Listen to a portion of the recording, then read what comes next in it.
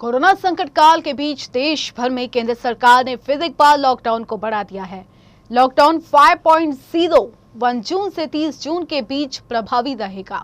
हालांकि केंद्र सरकार ने इसे अनलॉक 1 नाम दिया है, जिसके तहत 3 चरणों में अर्थव्यवस्था को खोला जाएगा। सबसे अहम है कि अब एक राज्य से दूसरे राज्य में जाने के लिए किसी तरह की पाबंदी नहीं रहेगी। हालांकि कंटेनमेंट जोन में मौजूदा नियम ही जारी रहेंगे। क्या है लॉकडाउन 5.0 में दिए गए दिशा निर्देश, आइए देखते हैं इस रिपोर्ट में। देश भर में कोरोना का संकट अब भी जारी है। मार्च से लेकर अब तक इस महामारी के फैलाव और नियंत्रण को लेकर 4 बार लॉकडाउन लगाया जा चुका है। लॉकडाउन 4.0 की समयावधि 31 मई को समाप्त हो रही है, जिसके बाद अब कई रियायतों और कुछ पाबंदियों के साथ केंद्र सरकार ने 1 जून से 30 जून के दौरान लॉकडाउन 5.0 का ऐलान किया है, जिसे अनलॉक 1 नाम दिया गया है। लॉकडाउन 5.0 के तहत 3 चरणों में अर्थव्यवस्था को खोला जाएगा। देश भर में कोरोना के मामले लगातार बढ़ रहे हैं। ऐसी स्थिति में सरकार पर अर्थव्यवस्था को वापस पटरी पर लाने का दबाव है। इसी के तहत कई रियायतें दी गई हैं।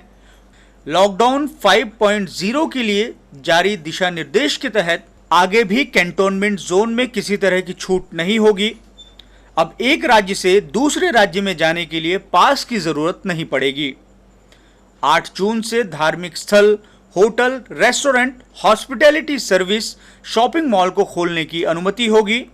दूसरे चरण में स्कूल, कॉलेज, कोचिंग इंस्टीट्यूट राज्यों की सलाह के बाद खोले जाएंगे।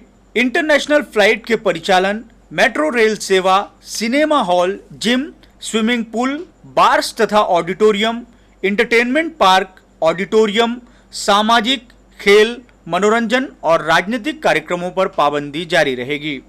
जीवनावश्यक वस्तुओं की ढुलाई सुचारू रहेगी। शादी समारोह में सिर्फ 50 लोगों के शामिल होने की इजाजत होगी। अंतिम संस्कार की विधि में 20 लोगों की उपस्थिति की अनुमति रहेगी। सार्वजनिक जगहों पर थूकने पर जुर्माने का प्रावधान जारी रहेगा।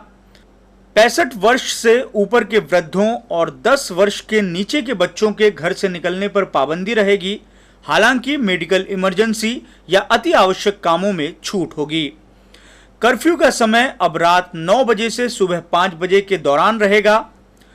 जिन जगहों में छूट दी जा रही है, वहां आने जाने वाले लोगों को मास्क लगाना अनिवार्य रहेगा। सोशल डिस्टेंसिंग का पालन करना हर जगह बंधन कारक होगा। कंटेनमेंट जोन में राज्य सरकार स्थिति को देखते हुए छूट देने का फैसला ले सकती है। जिन जगहों को खोलने की अनुमति है, उनके लिए स्वास्थ्य एवं परिवार कल्याण मंत्रालय द्वारा स्टैंडर्ड ऑपरेटिंग प्रोसीजर जारी किया जाएगा। जिन चीजों को लेकर पाबंदी है, उन्हें हटाने के लिए स्थिति का अवलोकन कर तीसरे चरण में फैसला लिया जाएगा।